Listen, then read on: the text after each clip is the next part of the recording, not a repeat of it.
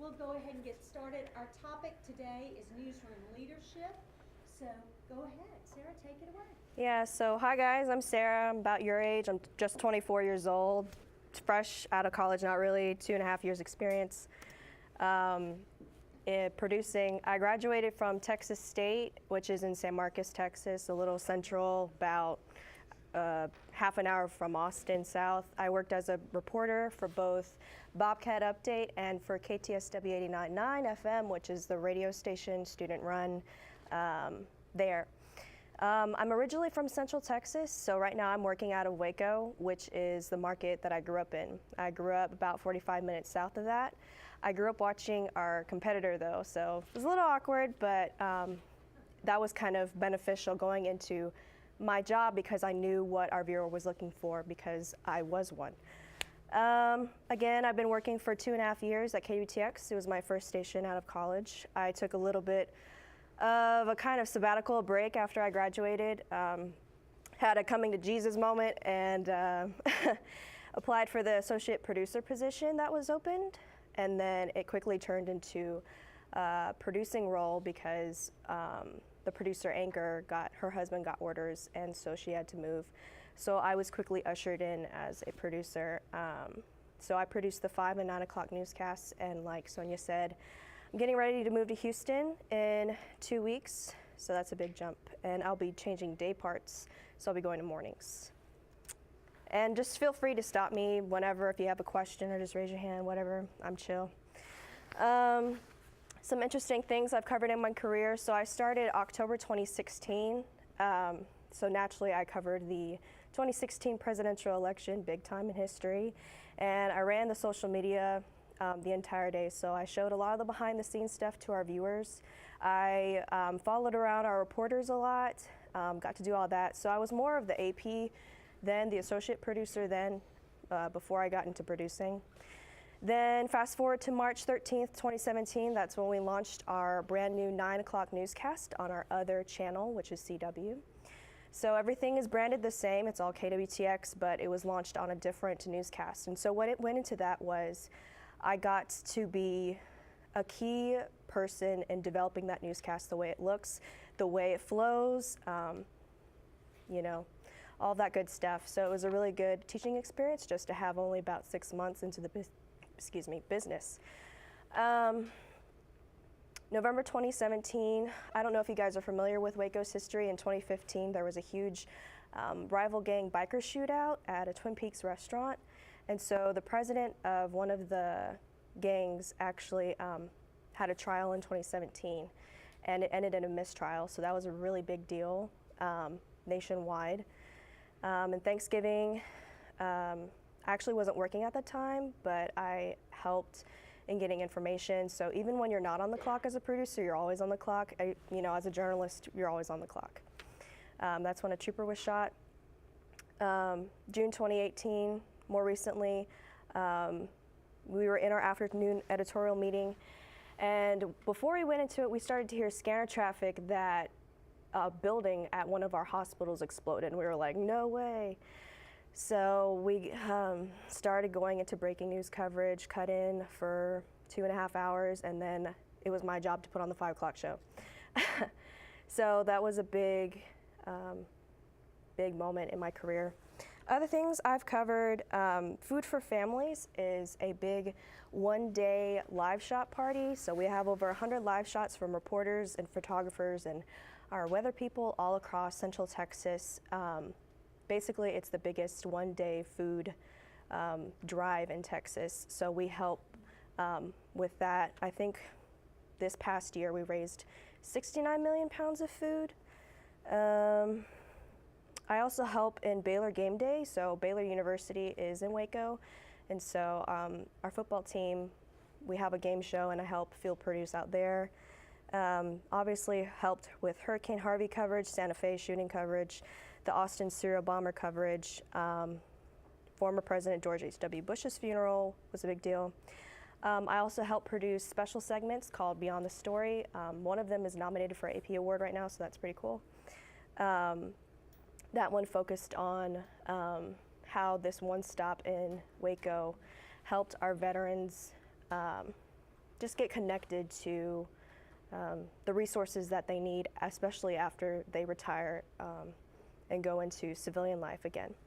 The other one was Mission Puerto Rico, and it showed one of our anchors actually going to Puerto Rico to help with the relief efforts there, that Central Texans were providing relief there, and that when that aired, a man actually anonymously donated like thousands of dollars just because of what he saw, so that was pretty awesome. I've also produced Facebook Live events, so it's all produced in a control room, just like any newscast, but it all is for Facebook Live, pretty similar to the Maroon Minute, but longer form, based on, audience interaction. So, yeah, ongoing coverage, Baylor sexual assault scandals. So in like 2016, 2015, when, the big scandal with the football team was exposed, KWTX was pioneer in helping cover that, and Branch Davidian coverage back in 1993, there was a housing complex off of Mount Carmel, it's called, and it basically was the siege, and you'll get to see a little bit more of that. So right now I kind of want to just play the big moment that recently happened with the Baylor sexual assault scandal. One of the players, Sean Oakman, was found not guilty after the victim testified and everything, so I'm gonna shut up. Give myself a break. It also happened on my birthday, so that was nice to have a nice newscast on my birthday.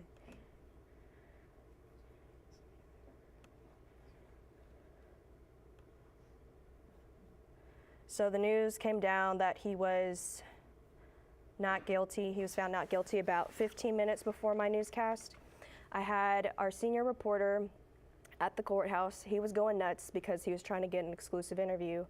My assistant news director / assignment editor came up to me and was like, John wants to have a live interview with Sean. And I was like, all right, let's go.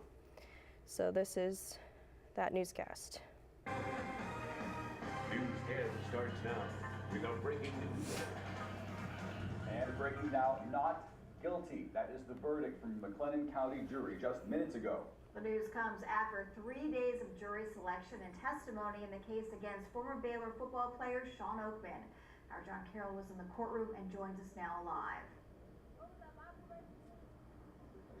Well, Tara, what I can simply tell you is that after 2 hours and 15 minutes of deliberating, a 19th District Court jury here at the McLennan County Courthouse found Sean Oakman, the former Baylor standout football player, not guilty of sexual assault, charged of that sexual assault 3 years ago. Sean, tell me how you're feeling right now. Truly blessed. Blessed by God, blessed by my family, blessed by everybody that supported me those 3 years. And what have you gone through these 3 years? It's just regular ridicule, They set you up to fall, but we did it. Okay, you're 26 years old. You've got a long life ahead of yourself. What do you think your plans are? I think we'll play football.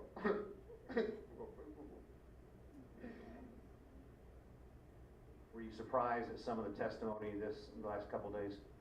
No, not surprising at all. We knew what the truth was. I expect my friends to believe me. I expect her friends to believe her, no matter what. No ill judgment or anything like that. It's just time to get back to my life. Sean, you've been maligned, of course. Okay, so John goes on to ask a little bit more questions, and he goes into the recap of what happened in court. And so I just wanted to show that because there are moments when you have to step back as a producer and let your reporters do their thing to get that TV magic. Because when he started crying, that's when all of our jaws dropped in the newsroom and in the control room. We were like, oh my God, because this is 2 years in the making, So, yeah, he was great. Sure, yeah. Who prepared the question for this? John just went on the fly. Yeah, and he's been following this for a long time. Usually what you do as a producer, you tend to put closed captioning in, especially in breaking situations. What I do, which may not be practiced for all stations, but when you're on the fly, you kind of just have to put the web script in, the latest web script, and just put it in the prompter and just let it roll through. And I let John have a longer interview because, we tend to not like long-winded stuff as reporter or producers because we like to keep it moving. We don't want them to eat the show.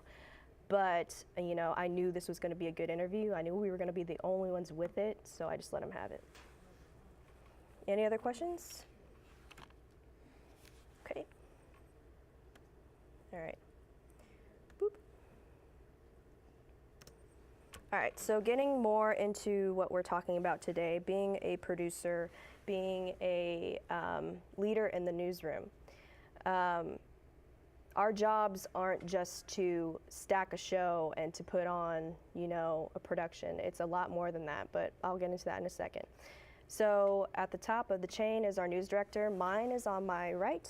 That's actually Food for Families going on there. Our station is actually a drop-off site, so it's kind of chaos, but it's fun. So yeah, Bob Walters is on the right. Our assistant news director, Chris Shadrock, is on the left. Bob, yeah, good guys. So news director, I just want to say stations vary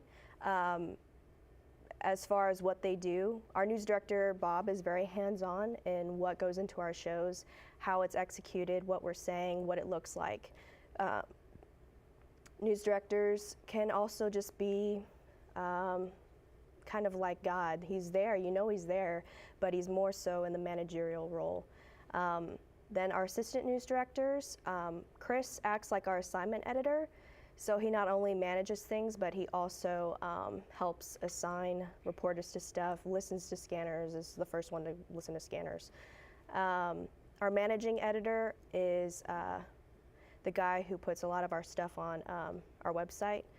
Executive producer, we actually don't have one, but they oversee basically the newscast, make sure that things are getting in the right way. Producers, us, there's a lot that goes into us. And then anchors, obviously, they're the face. Reporters, photographers, MMJs, gather the information, digital content contributors, put a lot of that information on social. So, you know, we have these select roles and titles and stuff, but in news nowadays, you're not just limited to your title anymore because you can basically do everything. We're all journalists, we're all news gatherers, you know, it's not just, oh, I'm a news director, so I'm gonna let somebody lower than me do that. It's like, no, I'm gonna jump in and actually help. As a producer, I feel like you're kind of momming everybody all the time because you're making sure that your people have their backs covered and stuff. So, yeah. So if you want to be a producer, you should probably get ready to put in a lot of work every day. You guys probably already know that. So you kind of just have to be ready to be a kick-ass multitasker. And that only comes with experience and practice. If you told me to do what I do today, I would look at you like you're crazy. But you know, it just takes some getting used to. So. I like to think of producers as Swiss Army knives to make a little bit more of a visual connection.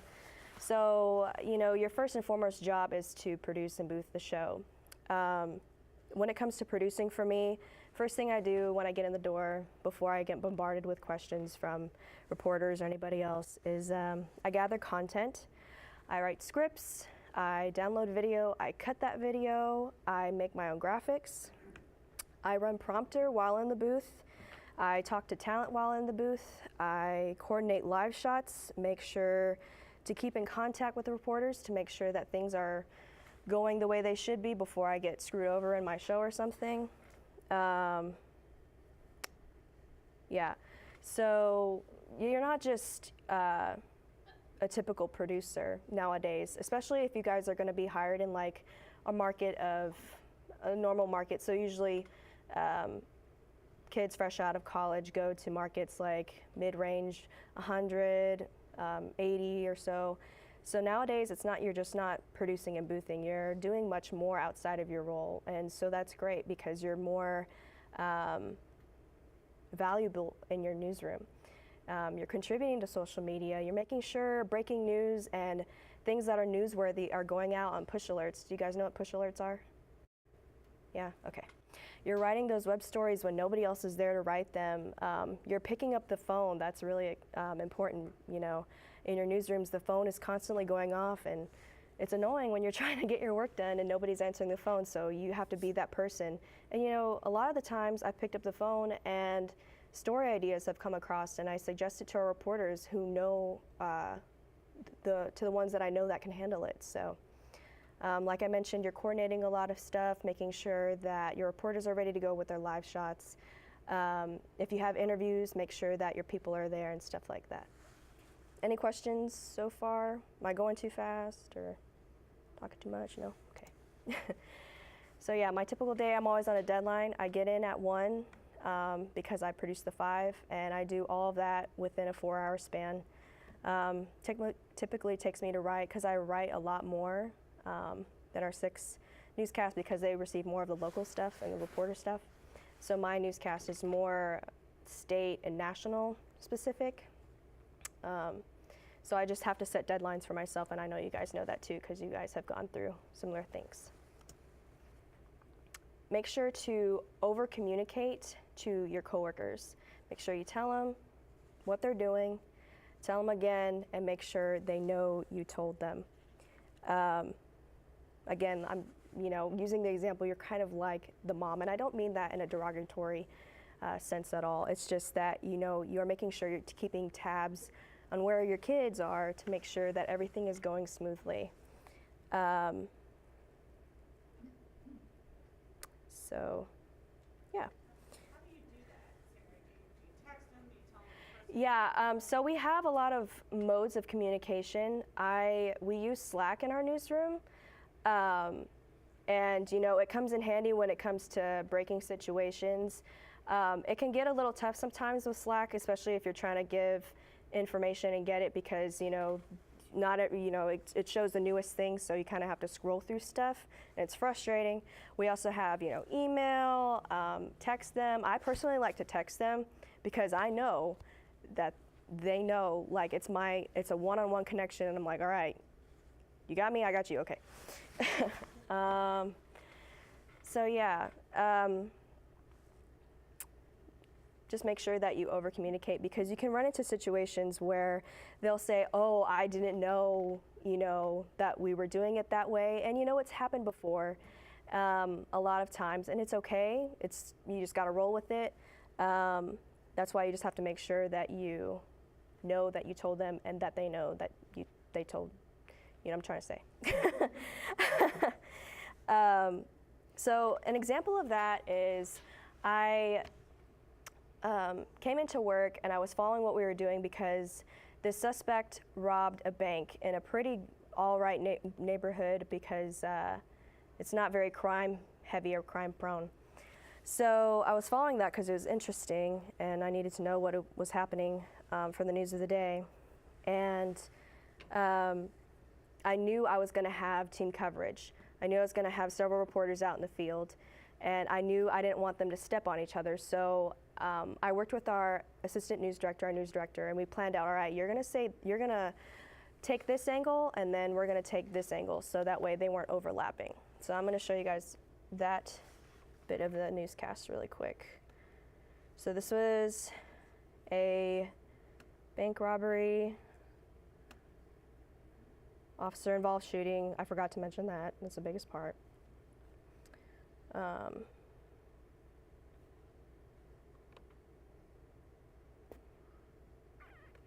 Yeah, and I'll let this play out too, because there's more during that day.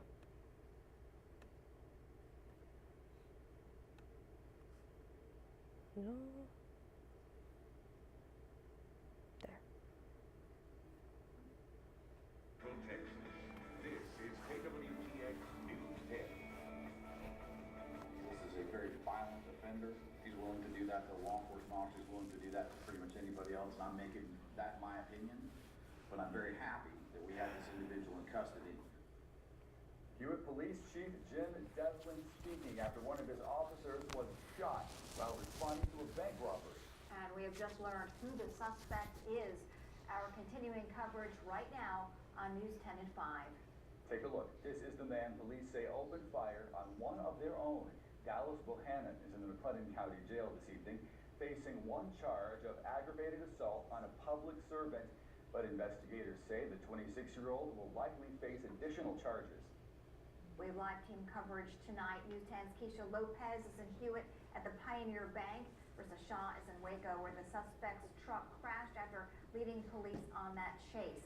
Keisha, we'll start with you. This was an intense day for the Hewitt Police Department.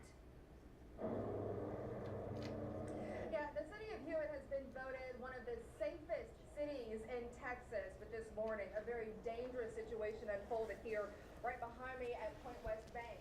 And now state, local, and federal authorities are investigating. Just after 9 this morning, police got a call about a robbery at Point West Bank on Hewitt Drive. An officer already in the area responded. When he arrived, he saw the suspect walking out of the bank. Authorities say he was told to show his hands, but that the suspect, armed with a shotgun, instead shot at the officer. The officer took cover and returned fire, and then a chase started on Hewitt Drive towards Sun Valley, where another shooting occurred in the middle of the road. The suspect stopped his vehicle, exited, and began shooting a shotgun into the front of our patrol car with the officer inside. The officer was struck by a buckshot in the arm, but this warrior, as he called him, kept after him. Nobody knew on the radio how significant it was or what the injury may be, but he stayed in the fight, and he stayed with it to the very end until he saw other units there.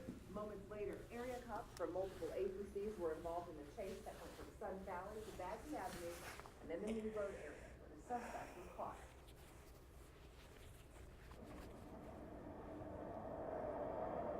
A little bit of delay. The 2-year veteran with the Hewitt Police Department is home with his family tonight.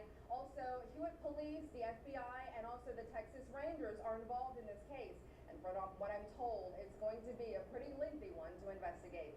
Here at Hewitt, Keisha Lopez, KWTX News 10. Okay, thank you, Keisha. As we told you, the suspected gunman led officers on a chase from Hewitt through Waco, passing several schools in session. News 10's Rissa Shaw joins us live from the crash scene. Rissa, a lot of neighbors were home at the time. Yes, they were, Justin. Most of them that I spoke with are retired, and they say this neighborhood is usually pretty quiet, but they also say that this turn is pretty dangerous. In fact, this isn't the first time that fences and telephone poles on this street have been hit. Let's take a look at what the crash scene looked like out here earlier. The suspect hit the fence with his gray pickup truck. Neighbors tell me he tried to get the truck started again, and when that didn't work, he ran.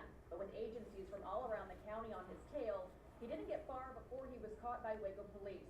Now, during the chase and manhunt, Waco ISD put 2 nearby schools on lockout for about an hour, Alta Vista and University High, which is just about a quarter mile away from here.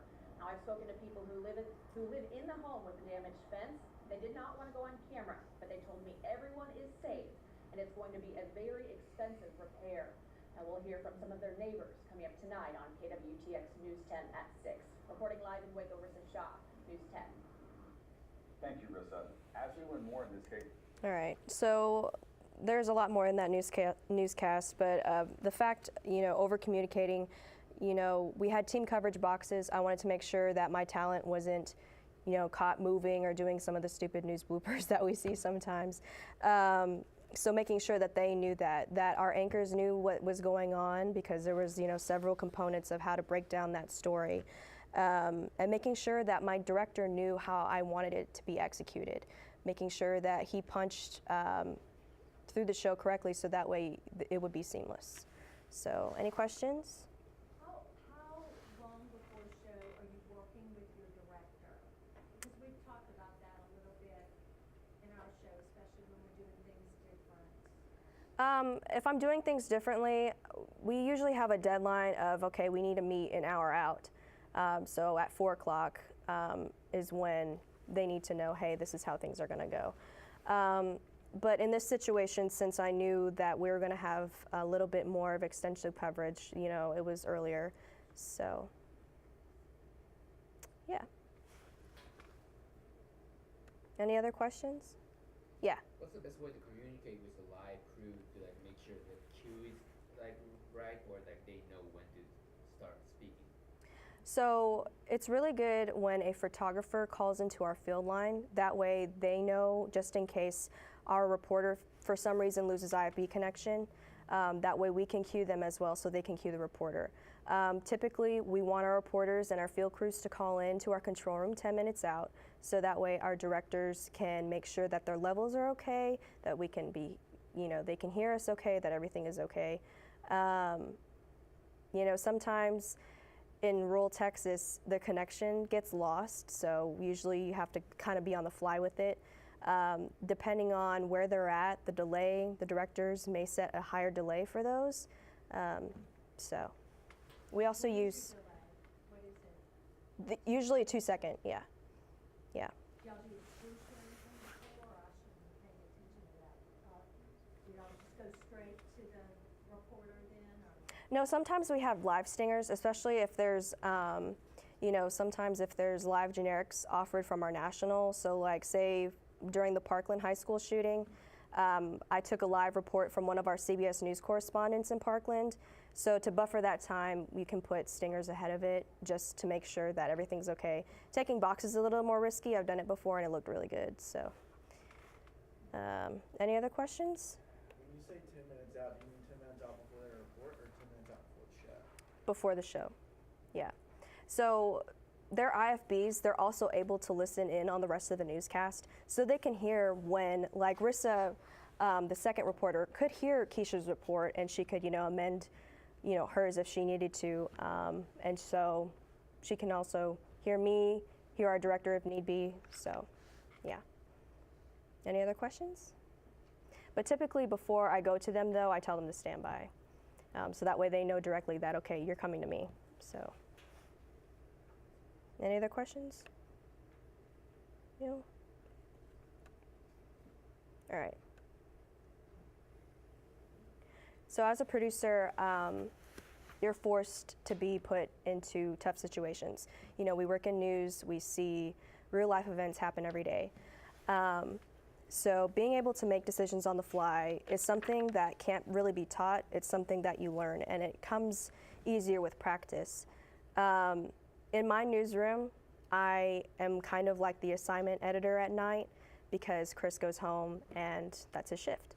So not only do I have to make decisions during newscasts, but I also have to make decisions about where our reporters go if something happens. So for instance, a few weeks back, I heard over the scanners.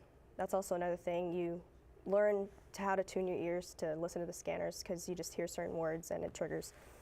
But a few weeks back, I was just doing my thing, getting things ready for my 9 o'clock newscast, and then about an hour out, I heard, you know, a major accident in one of our more rural areas that's pretty dark, and I started hearing traffic about, all right, send in a helicopter, this person needs to be medevaced. The guy had been stuck in his car, kind of dying for nearly 3 hours. And so I was like, all right, Brandon, you know, I was ready to go. I had Brandon's lines in to where, you know, things would flow, things were timed out perfectly. I would have gotten his video eventually. Scripts were already in for him. But I knew, I was like, this is a big story. Somebody's life is on the line. The engine in one of the cars ended up on the other side of the road in a field of cows. You know, not making this stuff up. And, you know, somebody is, you know, stuck there. And I knew that since it wasn't a rural area, a lot of stations might not go for it because they're worried about getting their product on. So I decided to send Brandon there, and we got amazing video. He sent it back through our TVUs, which is basically a unit, a live unit, where you can plug it into your camera and you can shoot the video back. So I cut his video for him. We got the video of the helicopter taking the guy out. We got the extraction, and you know, we did our job, because at the end of the day, it's always about the viewers. So. How is it what is it, like the police call shout? Shooter? Like you use it scanner? The scanner, yeah. Is it just always on when you're like Yeah. desk or something? Well, I mean, every newsroom is different. So mine right now in Waco, there's scanners throughout the entire newsroom. And so when we hear one, they're labeled, and so I can go back into our system and say, okay, this is where I came from, this is who responded, this is probably what's happening. If you get an address, that's great. And then I Slack it to our crew, just in case, because, you know, if, you know, somebody is at work, okay, they might go, but if somebody is not and they're nearby, they can obviously gather information, because as a journalist, you're always on 24/7. So yeah, listening to the scanners is another big thing as a producer, especially if you're night side or working the morning show, the overnight. So, any other questions? Okay. So, so obviously when a lot of that stuff is going wrong, when you're just in the booth and you put on a kick-ass newscast, you're trying to put it all together and you know it's going to come out great. But then, you know, the director slips up, mispunches, you get a mic clip, oh God, or, you know, there's a misspelling in a super, or your reporter misses slot, or you lose the live shot mid-sentence and it's really awkward. You know, you're handling, I'm going to say it in the way that my news director said it best, producers are managing a lot of things you can't manage. There's a certain level of trust that you have with all of your coworkers to make sure that they give the best of what they can give. And sometimes that doesn't always happen. A lot of the times it falls on you to make it better. So again, you're kind of being the mom of everything and making sure that you have their back. But when things happen like that in the control room, it's best not to freak out because it'll just make the problem worse. Yeah, so when things go wrong, for an example, our editing system is called Xpree. It's a product of Sony. And it was showing that all of my video was in before our newscast. And then when we went to air, all of my video disappeared. So I had no video. My anchor, I could not, she was solo anchoring because my 5 o'clock is usually 2 anchors, as you've seen. And so she was by herself, so she couldn't like really bounce off of anybody. And the 5 o'clock is intense, as in, you know, it's fast paced, it's a lot of VOs, VOSATs. So my anchor didn't really have a break. So it was a lot of on-camera reading until we got our video system back up, and I had to move up our weather to my B block, and it was a mess, and I never want to go through it again. But in that moment, I couldn't do anything. I could just run prompter, timer, time cues, help my director figure out where we're at because, you know, our studio, our news cameras are all automated. Nobody is in our studio except for our talent. So they're relying on us to tell them where to look and relying on us for prompter and stuff. So it's honestly situations like that that make you grow and that make you a better producer, better leader. So, yeah. For a particular case, did you just went on with just under speaking, or did you just say that there's technical difficulty? Well, I mean, naturally, talent will usually address technical difficulties. They'll say, you know, sorry about this, we're having technical difficulties. But yeah, I had her on one shots and changing up the shots. I had my director put up graphics where there could be, so it wasn't one long, monotonous speech that she was giving, just to give some difference for our viewers to understand what was going on. So yeah, eventually the video came back mid show, so it was kind of a nightmare, but we got through it. Any other questions? Okay. So what to do when talent hijacks your show? That is pictured is my best friend Justin Early. He was not mad at all. He just thought it was funny. He's also an anchor, and he also co-produces the 9 o'clock newscast with me. So what does it mean when talent hijacks your show? It means, you know, when they go over and when they kind of think they're the show. Because sometimes, you know, my news director said it best, sometimes our reporters get caught up thinking that the show, their story is the show. They're not thinking about the big picture like we are. So they can go over. One of our reporters, you know, went 3 minutes on me with just a single report, and I only gave him 1:20. So when that happens, you have to adjust your segments in your show. You have to kill things that you don't necessarily think are that important, like crosstalks or stuff like that. And make sure to let your news director and your assistant news director know, because, you know, sometimes it's awkward to go up to your talent and say, hey, you need to not do that, without sounding condescending or something, or trying to pick a fight or something. So it kind of helps to have them on your side.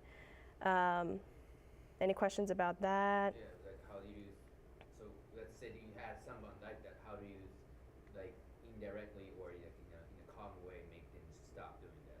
Like how do you do it? So there was, I'll give you an example. So one of our newer meteorologists, I gave him 3:30 and he went 4:30 on me for his weather segment. And that night I had sports because I was filling in for the 10 o'clock show. And so our sports reporter had to cut his segment in half because that happened. And so I went up to him after the newscast in the studio, just us. It's usually good just not to bash anybody in front of your entire newsroom. Just go to them one-on-one and say, hey man, you know, are you okay? What's going on? Were you hearing my cues? Was there anything? Try to figure out if there was anything technical going on, like if they couldn't hear your cues or stuff. And then I explained to him, well, you know, by you going long, it had to cut, you know, so-and-so short. So in the future, you know, just remember that there are other people that need to do the report because that's what our viewers care about. And we want to have a balanced show, especially since nothing was happening weather-wise. For him to go 4:30 was kind of crazy. So does that make any sense? Yeah. Okay. Any other questions? Okay. As a producer, I have gotten into the habit of thinking I need to do everything. I need to do it all. So when I start coming up on my deadline before the 5 and I'm 10 minutes out and I'm just now starting to cut my video, real life situations, I have to put my pride aside and realize that I can't do it all because I've got this drowning sensation feeling like I'm not going to get my show done and my viewers are going to be the ones that are suffering. So, you know, putting your pride aside, knowing when to ask for help, knowing that nobody on your news staff is going to let the product suffer because something can't get done. Somebody will always be there to help. Also, developing a mentor-mentee relationship with someone.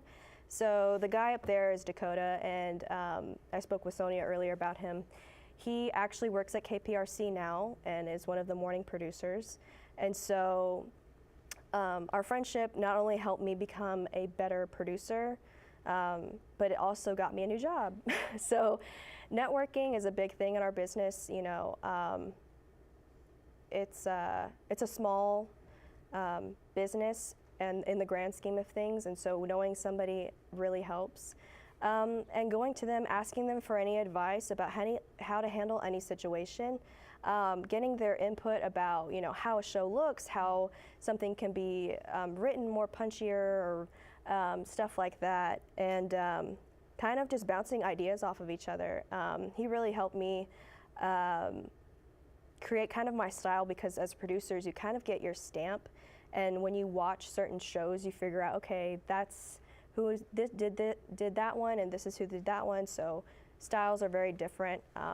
And then never be afraid to ask questions. There's never a dumb question. It's better to ask something than to assume something and then be factually wrong or something come across not correctly. So, any questions?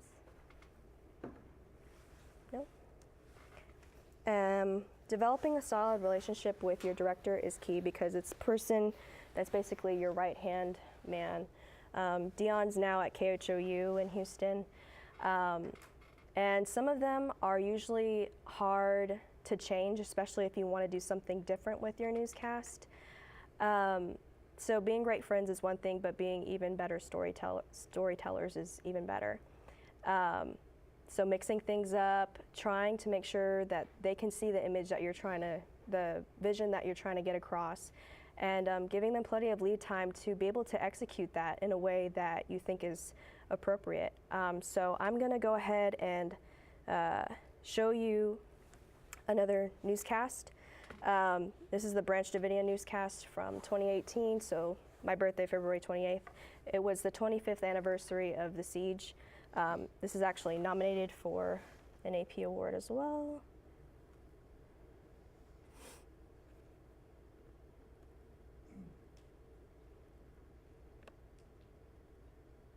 Okay, so just when you watch this to see what the conversation could have been between me and my director. Dion wasn't directing this show. I was actually filling in for the noon that day. So it was a different director. But just think step by step what the conversation could have been like in the booth when we were trying to figure out how to execute From the this. most watched station in Central Texas, this is KWTX News 10. Today marks the 25th anniversary of the deadly Branch Davidian siege at an area about 15 miles outside of Waco called Mount Carmel. Several ATF agents, men, women, and children, were killed in that 51-day standoff that captured the world's attention back in 1993. KWTX had the only video camera on the scene when everything broke out, and now 25 years later, family and friends of those who died are remembering the lives that are lost. We have team coverage from across Central Texas. News 10's Ryan Henson is at the Texas Rangers Museum, where we know that family members of those ATF agents that were killed in the raid are gathering for a private memorial. News 10's Pete Sousa is at Mount Carmel, where that 51-day standoff took place. Ryan, we're going to start with you. It has been 25 years since that deadly raid that left several ATF agents dead. Tell us what's happening at the Texas Ranger Museum behind you.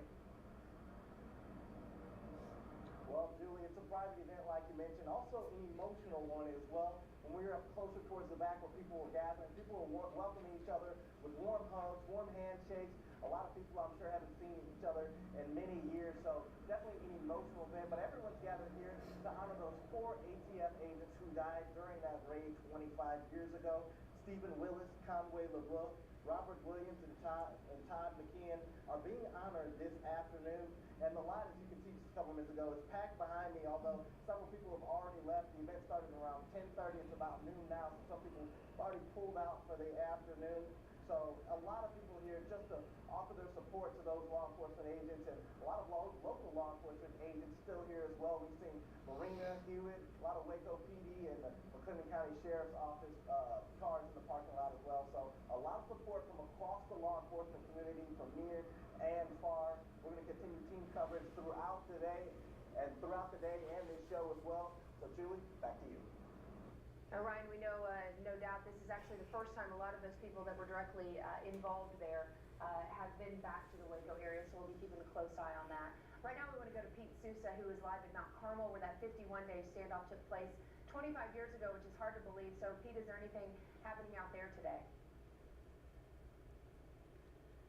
Yeah, Joy, there is some stuff happening. It's going on behind me, but being out here today, there's clouds hovering above, and for a lot of people out here today, some of those behind me, there have literally been clouds hovering over this place for 25 years since that fateful day in 1993. I'm going to step out of the way right now so you can kind of get a look at what's going on. You see some of the people right there. One of those women over there, she's actually one of the caretakers right now out here at what used to be the Branch Davidian compound. You see some other people right there. They are tourists. Tourists have actually stopped by.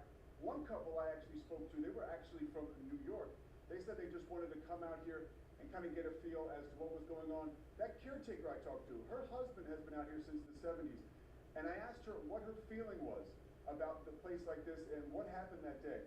She said there are mixed emotions for her. She said some rights on the Davidian side and some wrongs on the Davidian side, and the same thing for the ATF and the officials. She felt like, there were wrongs on both sides.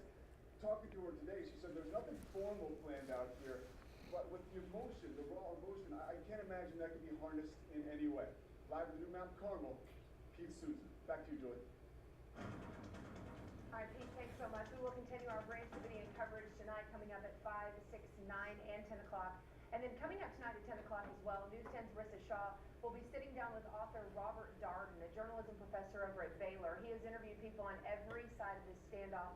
That includes survivors, law enforcement, members of the media, and medical examiners. He talks to KWTX about takeaways from the tragedy and if he thinks history could ever repeat itself.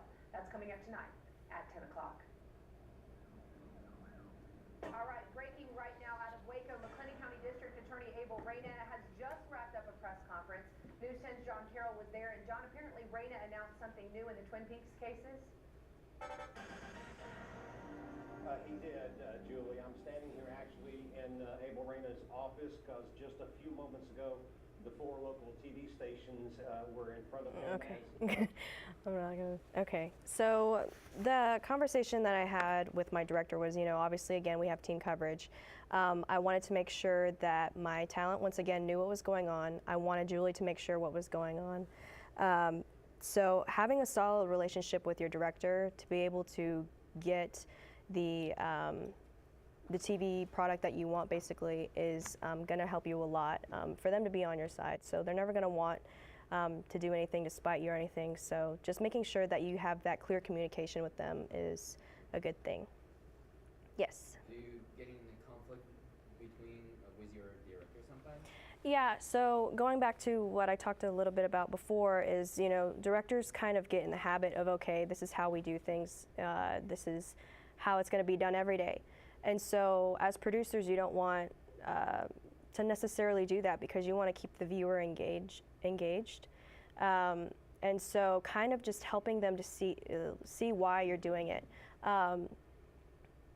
Watching a lot of different newscasts also helps in your stylistic choices when it comes to producing your own show.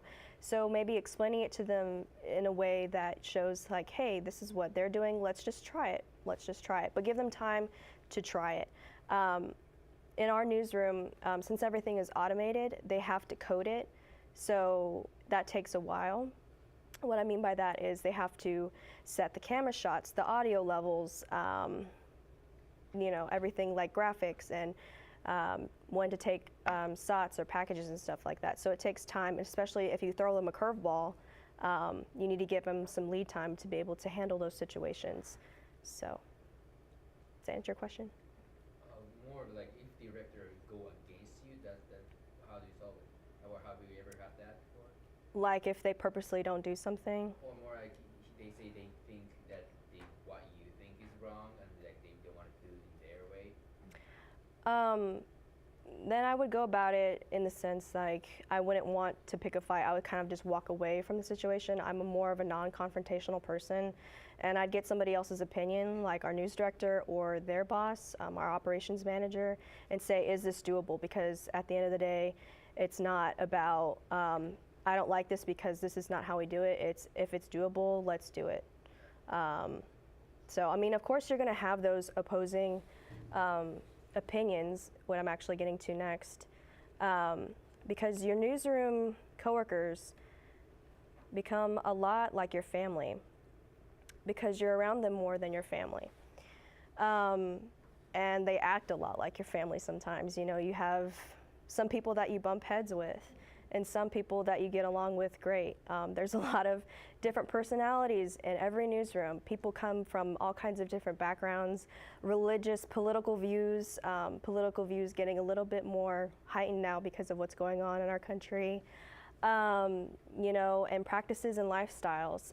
So just learning to have patience and learning to love them, but maybe necessarily not like them, but love them enough because they are your family and they will come through for you. And just to give you an example of the power of our coworkers, it was after the 5 o'clock news, and me and Justin Early, the anchor that I showed you guys earlier, we were eating at our desks, probably a lot like you guys will have to in the future just because of crunch time and deadlines. And John was on the other side of him because that's where he sits. And Justin starts choking.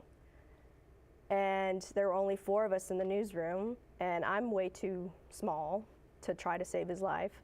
And so John jumped in and literally saved his life in front of me in our newsroom within a span of 2 minutes. And so just coming through in situations like that, it's kind of crazy. So, yeah, a lot like family. Any other questions? I'm sure you guys understand too, because you guys have to work with each other, work with, opposing schedules and stuff, so, yeah. More on the political side, do you feel the need to align with your viewers' political preference to structure your news, or? Our duty as journalists, first and foremost, is to tell the whole story, not, tell just one side. So I'm not gonna lie, we do have some very, strong, one-sided people in our newsroom, and they do a pretty good job of not displaying that in their reports and what we write. But, sometimes our viewers do get pissed off at us, but it's our job, and we get it on both sides because no matter what, you know, somebody is always going to have opinion, and it might necessarily not be right, but you have to listen to them because it's your job to listen and to report the facts.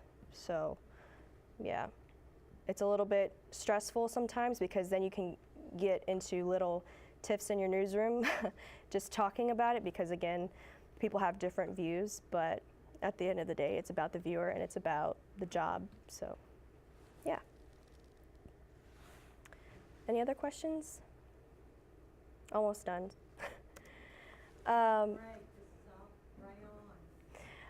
So from my boss, straight from his mouth, he wants to hire someone who thinks outside of the box. It's not just about plugging in the holes.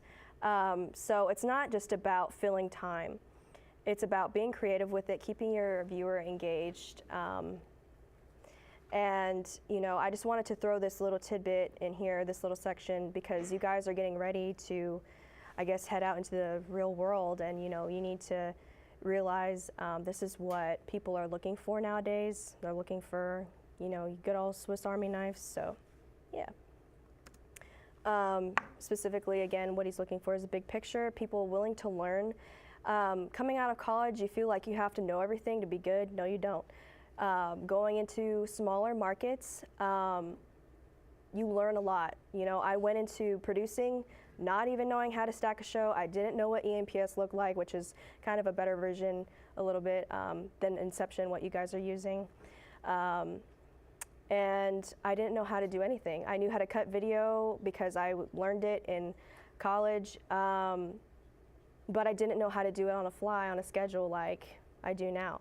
So it just takes getting, being open to learn, not being afraid to take on the challenge. And, you know, after you do it so many times, you get better and better. So obviously they're looking for examples of experience. So any newscast clips that you have, any of your Maroon Minutes or any of your newscasts that you produce here, they would love to see that. Anything that you've done, if you're talent, anything, you know, any of your reports, any of your radio wraps, any of that stuff. So, yeah, and they would rather, you know, newscasts, specifically they're looking for your A blocks just to see if you can keep the viewer engaged through the first major part of your newscast. So, and last but not least, in closing, it's a little weird to say don't forget why you started because you guys are kind of just now starting. But I just want to let you guys know, you know, life in news is going to get really frustrating. It's going to be really hard. It's long hours. If you're looking for money, you may necessarily not find it right away. That's my family, if you didn't get that, part of them. Well, not part of them, they're all my family. And they're sitting on my news desk. And again, I am from Central Texas, so I grew up watching our competitor, our ABC affiliate, and we're with CBS. And so I started in this business because I grew up watching it. I loved it, and it was partly because my family was so news-oriented. And I'm not saying if you don't have a news family or a family that's not news-oriented, well, that sucks. No, that's not what I'm saying. It's just remembering who is watching.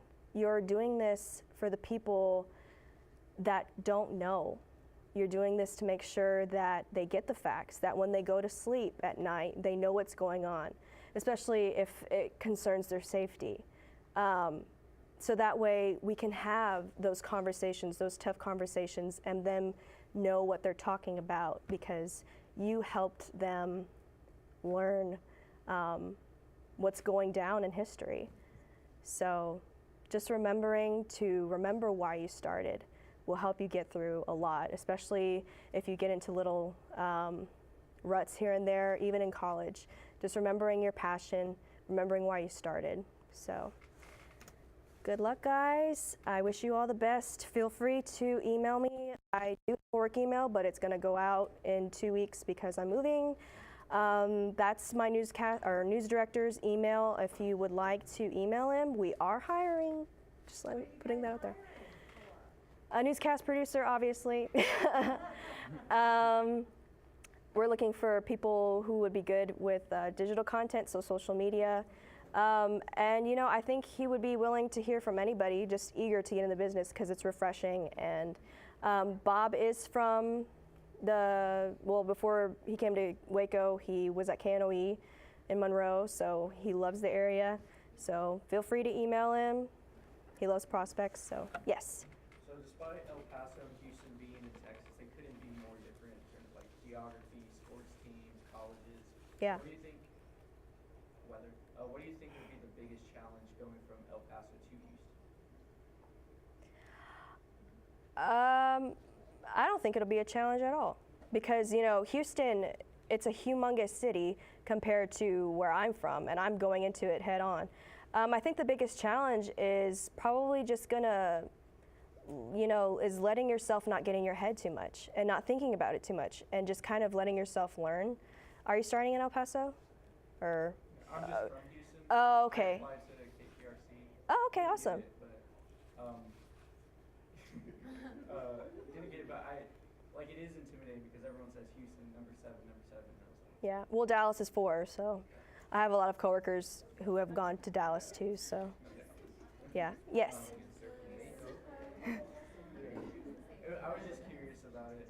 Yeah, I mean, Texas is a huge state, but even though, you know, you've got local news, Texas is interesting in the fact that people all across the state care about what is going on in the state. Like people in my market care about what's going on in Austin or El Paso or the Valley because of the borders, you know, situation, or in Dallas where a trooper got shot just a couple of days ago, but he's recovering, or in Houston. So it's a good question. Yes. So you said when you went into this job, you didn't know how to staff a show and things like that. Mm-hmm. How are you hired? Because obviously you have a great personality, but you know, we're going into this field where there are people who go to the top journalism schools who know how to do everything, and then there are people who, you know, don't know how to staff a show. So how are you able to, work up with that? Yeah, so, you know, again, I was hired on as an associate producer, so my role wasn't as big as the one that I have now. And I kind of just developed over time just by hustling and learning how to do things. It just kind of helped me work up in the, I guess not food chain, but, you know, the newsroom. Just picking up on certain things. Again, developing those mentor relationships really help. You know, nobody in the newsroom is going to want you to fail. But as far as getting the job, my former boss really liked me. He liked that I was from the area. He liked that I did have some reporting experience. I knew how to write. You know, they can teach, you know, all the basics. And you guys, I just want to say, are way ahead of where I was in college, because at Texas State, we don't have this state-of-the-art stuff. We didn't have that nice of a set. We didn't, you know, have Maroon Minute. We had Bobcat Update, which ran, you know, once a week, and the stuff was already planned way in advance. So you guys are very fortunate and lucky. But yeah, just being able to reach out. Sometimes it takes cold calling, because I just reached out to my former boss and was like, hey, the associate producer position, is it this and this? I remember asking a question, is it in Waco or is it in Killeen? Because I was in Killeen at the time, my hometown. He's like, no, it's in Waco, send me your resume. I was like, okay. So just showing that willingness to learn, and you guys are going into the market with a lot of tools, more so than I had, so yeah.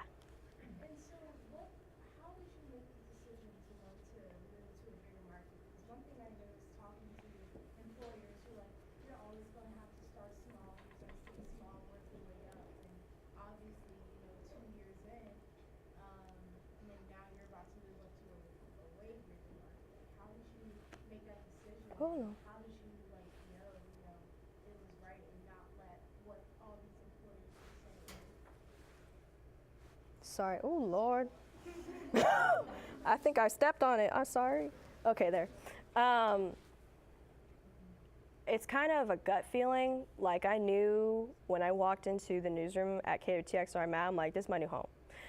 At KPRC, I got that feeling too, not just because, you know, I have the comfort of knowing, Dakota, somebody that I've worked with closely. But, you know, the story of having to work your way up isn't always necessarily true, because people at my new station in Houston, they've been there their entire careers. People that I talked to at Fox 8 today, they've been there their entire careers, or news director and assistant news director. So kind of just feeling what you feel is right. Because my dream ultimately is to get to New York. I've always wanted to work for GMA. Hopefully it'll happen one day. We all know. I'm on the path to it because I'm going to mornings now at KPRC, but we'll see. So making the big jump, you know, it's a leap of faith. And getting into news is a leap of faith, because, you know, things change. Money isn't always there, but you're not going to die, you know, because news people are hustlers and we know we're going to be okay. So just, I guess, making the jump from Waco to Houston, Market 87 or whatever, to 7. It took a lot of prayer, talking to people who have a lot more life experience than me, talking to people in the news industry, and just getting their opinion. And I'm just honestly ready for something new. So, yeah. Anything else? No? All right.